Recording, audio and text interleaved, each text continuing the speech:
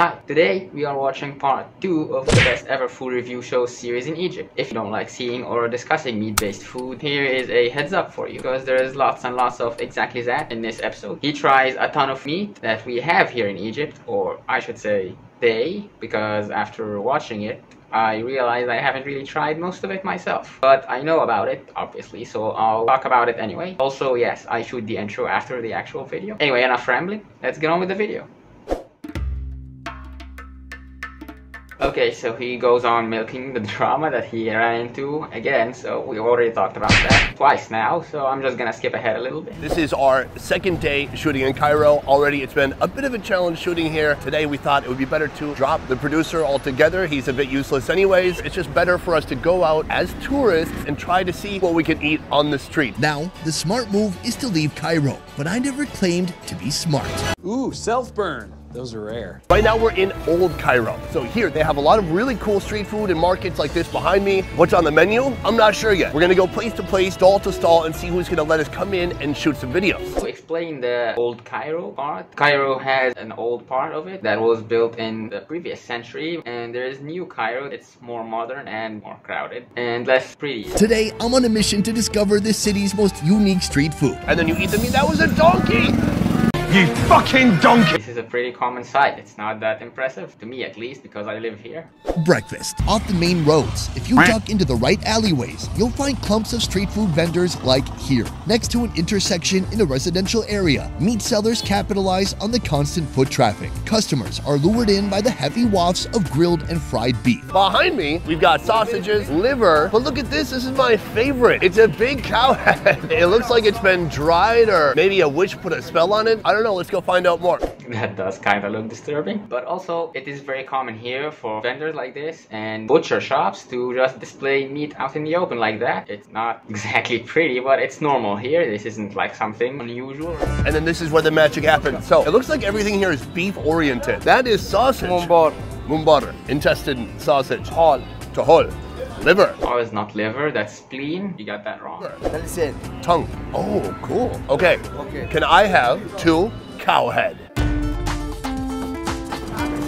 Okay. Feel good?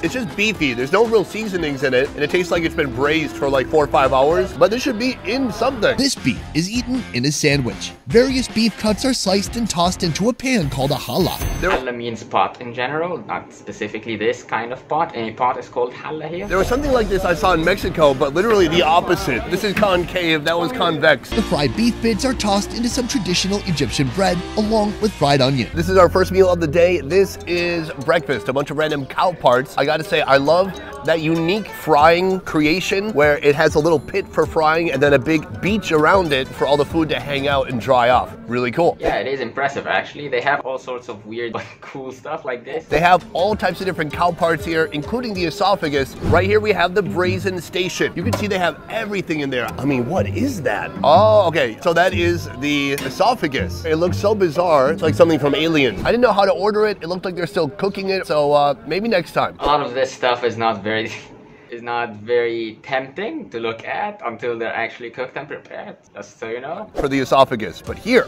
inside of this bread, we've got onions, liver, sausage, and then I think they put a little bit of face. Oh, take a look at this. This looks real good. Let's go for it.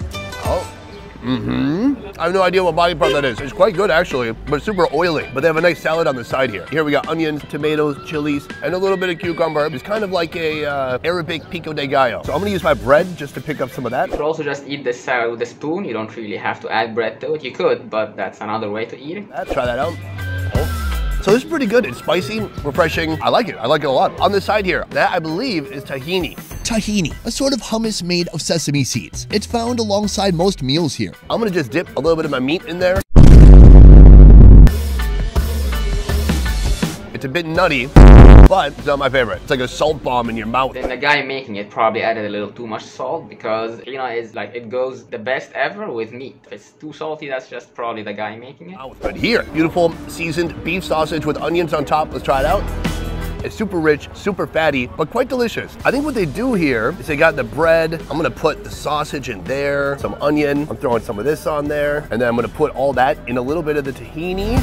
That's delicious. It's a lot of powerful flavors, but when you mix them together, it's quite delicious. This is a good breakfast. As I said in the previous episode, Egyptian food is just about mixing and combining stuff. Egypt is a Muslim majority country, which means most follow a strict halal diet. This means no pork, no reptiles or other animals some might consider extreme meats. And the meat needs to be killed by beheading or decapitation. Can't kill it by electrocution or shooting it or basically any other kind of way. You just have to cut its head off for it to be halal. And of course, for it to be an animal that is halal to eat in the first place. Pork and other stuff don't count, even if you decapitate them. But when it comes to the animals they do eat, like lamb, well, people here eat everything, including the head and face.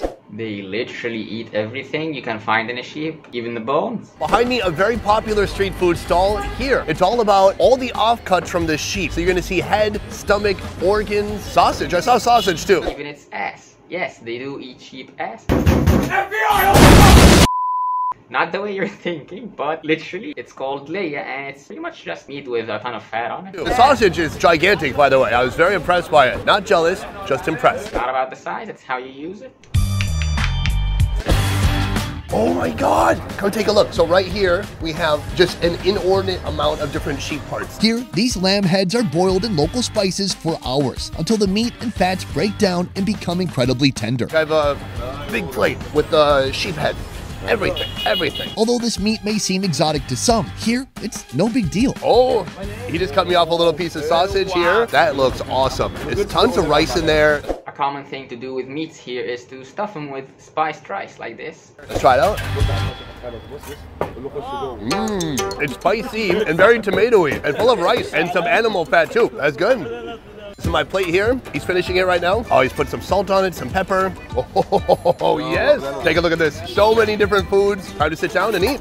Let's do it. So far, so good. No one really seems to give a crap what we're doing right now. And most of the vendors we've gone to have been pretty nice. This guy was a little impatient at first until I dropped 100 pounds, just like $6.30. And I said, hey, fill up a plate. That's what he did. And he's been very happy to accommodate any of our requests ever since. Yeah, I probably thought you're just some random blogger here to bother him. But when he saw you mean business and you dropped the fat 100, he was more than happy to cooperate. Here we have a broth. This reminds me of meat that I've had in Mexico where they braise the meat forever and they take the juice, because when you braise it for a long time, a lot of the fat flavor is going to go out of the meat and then into the broth. Yeah, you have meat soup here, we have chicken soup, we have other bird soups. There's basically anything soup. You can straight up drink it like this with lemon or spices, add it however you like. Or you can use it as stock to cook other things with it. So we have that, we have some bread, and there always seems to be some kind of a little bit of a salad on the side too. All right, let's get into it. First, this is the tongue. I'm gonna rip the tongue off of here, and then I'm gonna hit it with the lime and try it out. Basically, you're French kissing sheep, huh? Slimy, yet satisfying. There's something about it. It's got personality. Very nice. All right, next let's try the brain. Here you can see all the ridges in the brain. You know, they say the more ridges you have, the smarter you are. So maybe the sheep knew several languages. It was probably a polyglot. I'm not a big fan of this particular kind of meat. I never tried it, but just the concept is off-putting to me because, like, brains, dude.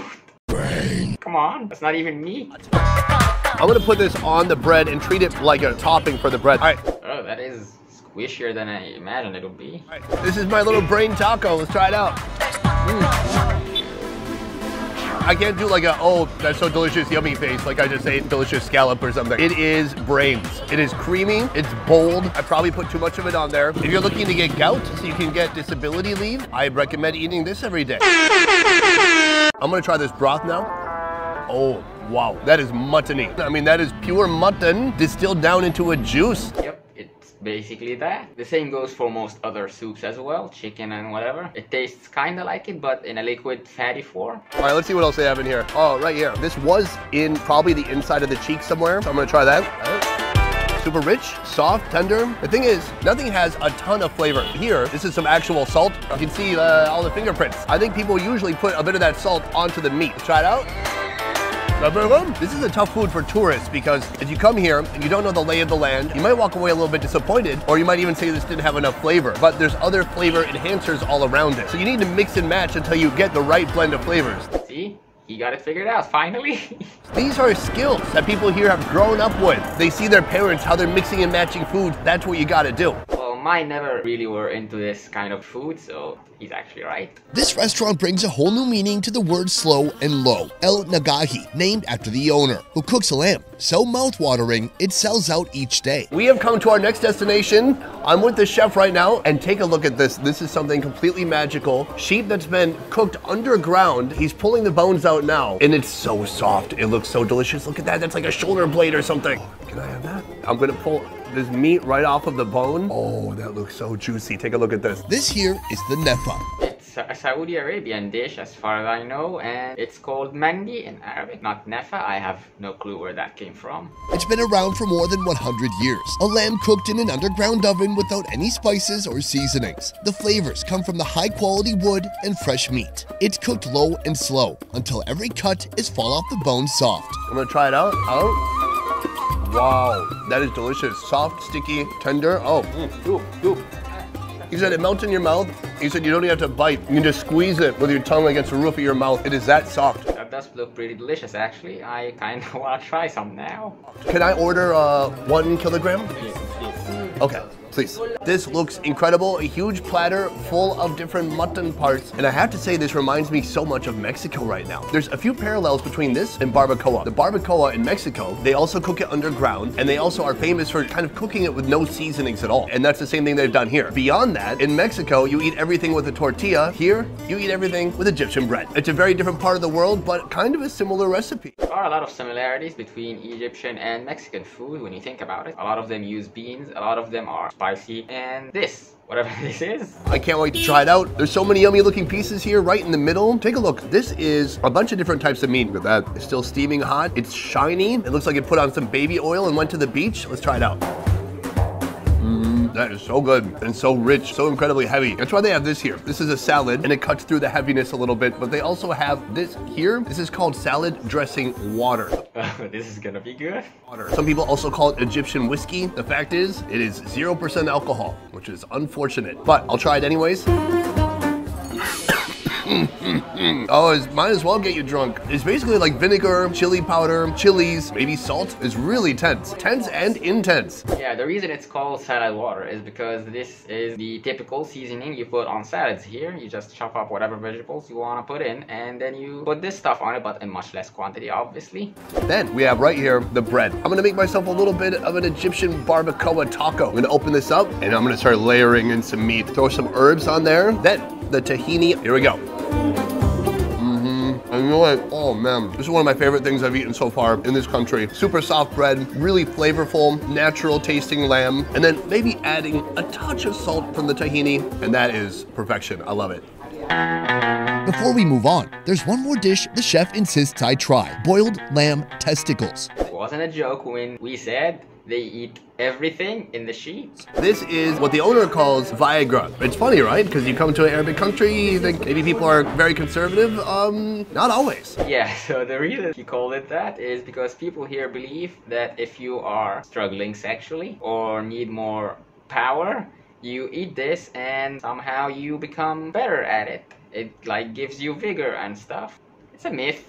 Oh, they feel really gooey and fatty. He said, I toss it back and I'll be like a young, virile man again. Here we go, one shot of full sheep testicle. It really just tastes like testicle soup. Wait, hold up. Why does he know what that tastes like in the first place? Do you think I was gonna say chicken? No, it's nothing like chicken. Not at all. It's fatty, gooey, savory. It's like kind of soupy a bit. I'm worried about having two. Maybe I'll have too much power. Right now, we're going to the very top of a building, a rooftop. Here in Cairo, there's not a lot of space, but they've got rooftops, and here they keep something very special. Let me show you. Oh my gosh.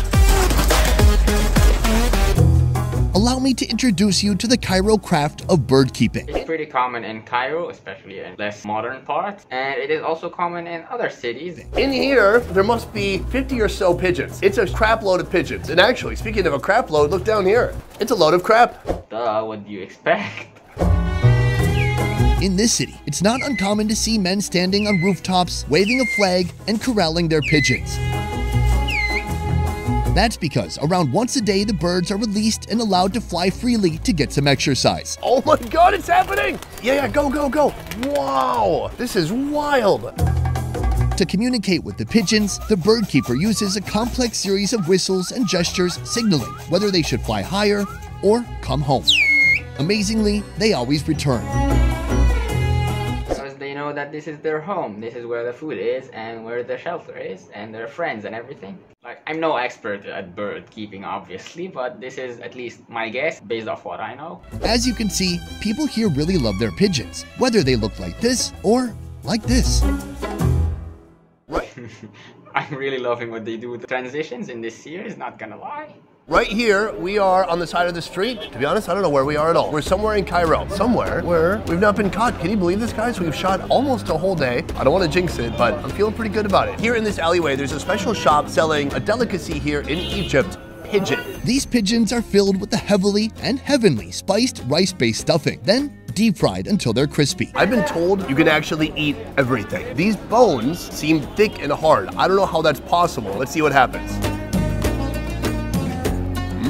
Oh, that's super yummy. It tastes like buttery rice with fried chicken skin on the outside. Oh man, that's really nice. It's not really chicken, it's its own flavor, it's different, and it's not bad, honestly. I personally don't really like it, but it's edible. I would eat it, and it can taste good if the person doing it is doing it well. I'm gonna kind of rip the spine back. Someone told me I could eat this. Let's see if I break my teeth. Oh God, it's working. I'm eating a pigeon spine. And to be careful, there's some bone shards. You don't want to kill yourself on accident while eating this, and that's something I advise with most foods. Here, I'm gonna wash it down with this. Can you guess what it is? Is it coffee? No, it's pigeon soup. As I said earlier, most meats are gonna have a soup served with it based on it. Let's try it out. Oh wow, oh my God, like pure fat. I think if this got to room temperature, it would turn solid like butter. Wow, that's just pure richness. It kinda does, actually. When it's frozen, it kinda separates. There's a fat solid layer on top, and then there's whatever is left on the bottom. So far, I haven't really tried any of the pigeon meat, just its spine and the stuffing inside. Most of the meat is in the pigeon breast. I'm gonna try to rip it off and see if I can show you. So that right there is a little bit of rice and the breast. It better be a lot of bang for the buck. Let's go. Yeah, pigeons aren't really the biggest bird out there to begin with. They don't have that much meat on them. Let's go. Very beautiful. Like Mediterranean spices, soft, juicy breast. Amazing buttery rice. I love it. Next time you're walking through New York or Chicago and you see hordes of pigeons collecting together, don't be disgusted. Think, hey, that's delicious food, I bet. Maybe collect one for yourself and bring it to an Egyptian guy. Don't do that. Maybe. I'd try it out.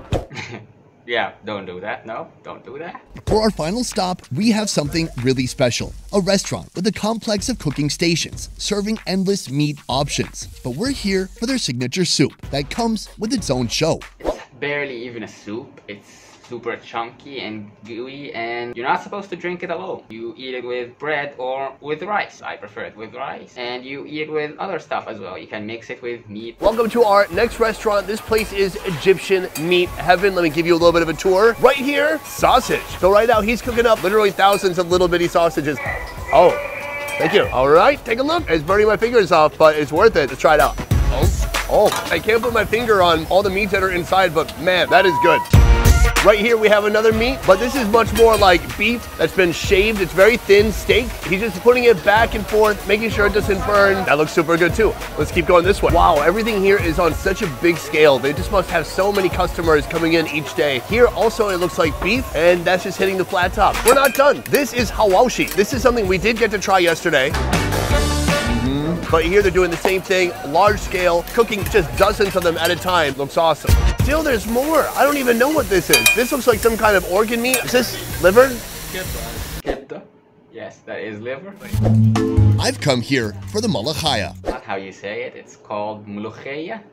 And if you thought being sung happy birthday at an Applebee's was embarrassing, wait until you see this. This is the malachaya. He's talking to me. Oh my God! I was not expecting this. Oh God, don't get into my eyeballs. I'm scared. Okay, so to explain this weird ritual looking thing they just did, this dish is pretty traditional and has a lot of weird customs like this mixed with it, including while preparing it you have to stand over it and kind of gasp. This allegedly makes it taste better. There's a lot of folklore attached to it. Malachaya is known as the food of kings. Yeah, so originally it was called mulukhaya, not ملوخية. And ملوخية means like royal or of the kings or queens. So that explains that. A traditional Egyptian soup made from jute leaves, a sort of Egyptian spinach. This soup is so intense, it used to be outlawed in Egypt for its alleged aphrodisiac effects. Yeah, they're really obsessed with this concept of sexually empowering food. They say this about boiled testicles, as previously mentioned, which kind of makes sense, you know, eat the balls and get the sheep's power. But they also say this about other foods that don't relate as much, like this, mlokhaya, raka, ginger, probably some other stuff too that I forgot or haven't even heard of. Oh, okay. And just like that, it's over. Here, we have a whole table full of food. Let's do a little bit of a tour. We got some of the classics, the bread, the salad, the tahini. And then here, this is what they just poured out. This is the malachaya. I think I'm saying it right. Maybe I need to put in some more kh, but I'll work on that later. It's not your that's wrong, it's the accents and vowels. Here, this is what I'm gonna start with right here. This is Hoof soup. Oh god, not this. It's called in Arabic kawara. And it's basically bone/cartilage broth with the bone and cartilage left in it. Start by chopping down cow hooves and ankles into smaller pieces. Those are boiled and added to a clay pot where they're soaked in a beef broth and cooked with allspice, nutmeg, cardamom, cinnamon, ginger, and cloves. It just goes really with the theme for today, which has been really super rich foods. Come take a look. These are all the little bits and doodads that hold the legs together and make it move. Oh gosh, look at that. That's just a piece of tendon. Oh, this is one of my favorite things to eat. In Vietnam, we'll see how it compares here. Very rich. That's like the word of the day. It's like I don't even need chapstick now. It has oiled up my lips. Oh, let me get some of that broth. It looks like something Exxon would be responsible for. Ooh. Oh, it's so just greasy, but I love it. A lot of these foods are very greasy. Here, we have the green one that we talked about already. We saw it almost scalded me and went into my eyeballs earlier. I'm not gonna try that yet because it's meant to be tried with this. This is tomato on top of rice. It's almost like a chunky marinara. This white rice is supposed to mix with the green stuff here. Let's see how this goes because this is borderline slimy. It looks like Shrek's toilet. I have always called it that, even before watching this, so this confirms my theory. So, we've got our rice, a little tomato, a little of the malachai. I just like saying it. It makes me feel like I know Arabic. If you want to sound like you know Arabic, you can just say some random gibberish, but make it sound angry. Boom, you're speaking Arabic. Try it out. That's really good. It reminds me a lot of spinach. Like if you've got spinach that's been seared in oil until it's really like broken down and become kind of greasy. Because if you look at the top of this, that's just pure oil. And I know you're thinking, oh, so like olive oil? No, it's just cooking oil. The one vegetable I've seen all day, it is just full of oil. It is delicious. It has a very unique, super savory, spinachy type taste to it. But man, that is heavy. It tastes pretty unique. It's hard to compare it to anything else, but it is pretty good and it goes great with rice and chicken. He should have tried it with chicken. It's a pretty common combo here. I think I might explode if I take one more bite of anything. I can tell that people here in Egypt, at least in Cairo, they love heavy food and they love their meat. Yep, food here is heavy as hell like that. That explains also why so many guys have this large bellies. You can't see, I'm miming it out of frame, but I'm miming a big ass belly. Tons of mutton, tons of beef. There's chicken out there too, but we didn't have that today. That is a damn shame. He missed out on the best thing here. Otherwise, that is a pretty successful day too. I can't complain. We went to 6 places, and honestly, no police. How's it possible? Maybe we're gonna get through this series after all. Fingers crossed. Let's see. Okay, that's it for this video. If you liked it, drop a like and comment. If you have any questions or suggestions, I see and respond to pretty much all comments I get. And if you enjoy this content, consider sharing it with a friend. It helps the channel grow. And subscribe if you're not. It's free and you can always unsubscribe at any time. And stay tuned for part 3 where I'll be watching his 3rd video. And yeah, that's about it. Take care.